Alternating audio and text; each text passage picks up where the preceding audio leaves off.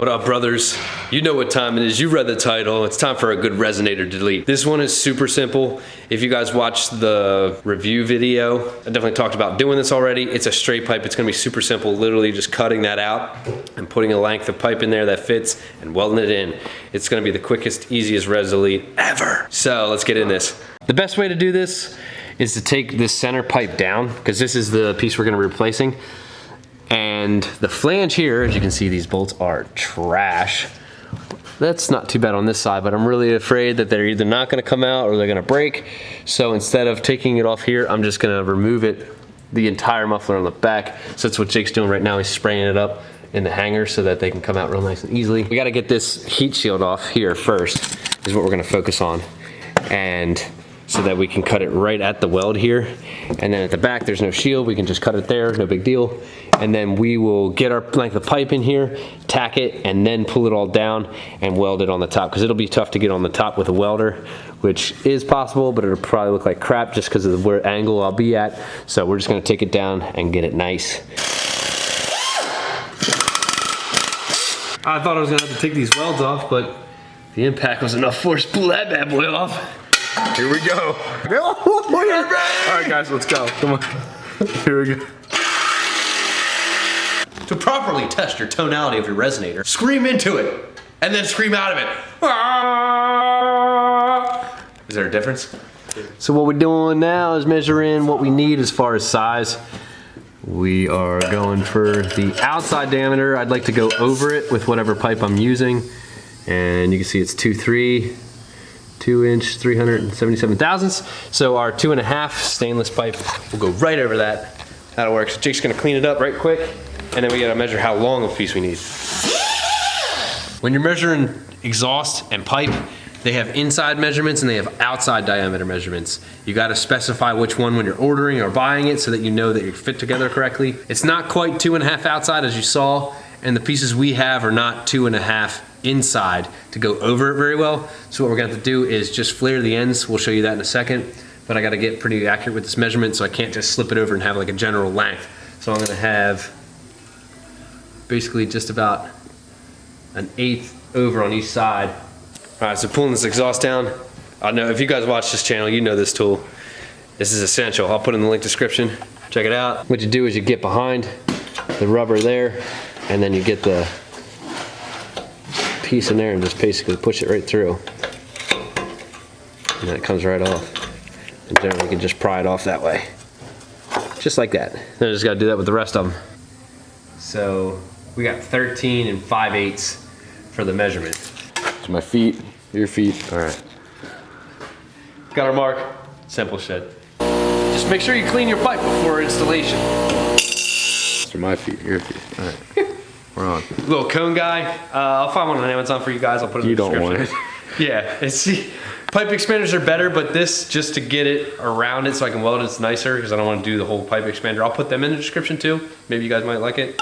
So basically, just a cone. I put it on wood so it doesn't smash the other side too bad, and then just hammer the thing in there. I know when you're rolling. I've been rolling.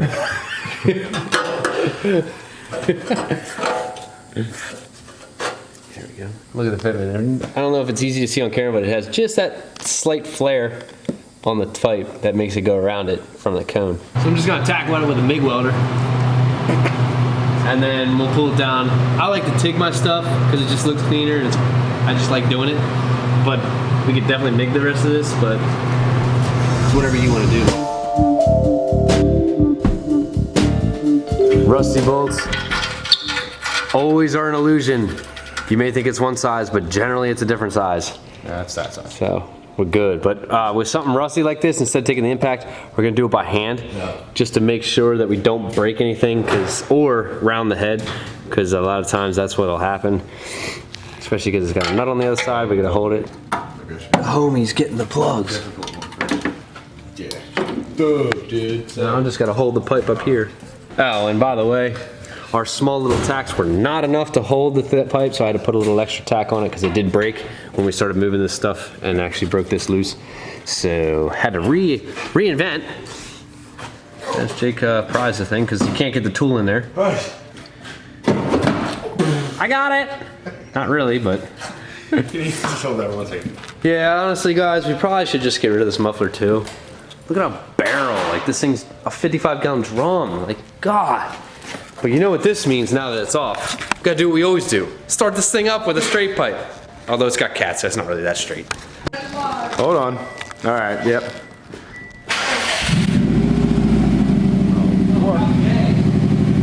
It's still so quiet.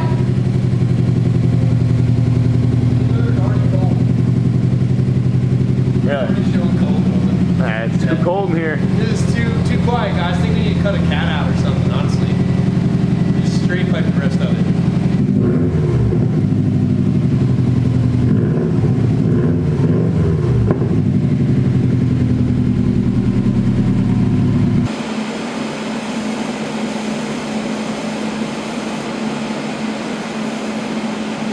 So I got all welded up, ready to go. Now I just gotta throw it back in the car. Feel like we're gonna be disappointed by the sound just because of what it sounds like without any exhaust and this big old muffler. But hopefully it'll be a good difference. We'll find out in a minute here.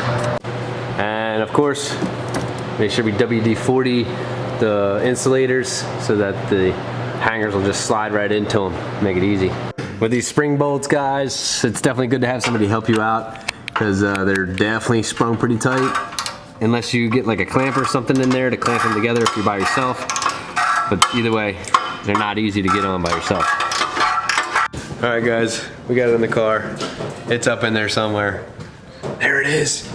Really anticlimactic. I really feel like this is gonna be very disappointing to all of us, but you know, here it is. Let's bring it down and start this thing.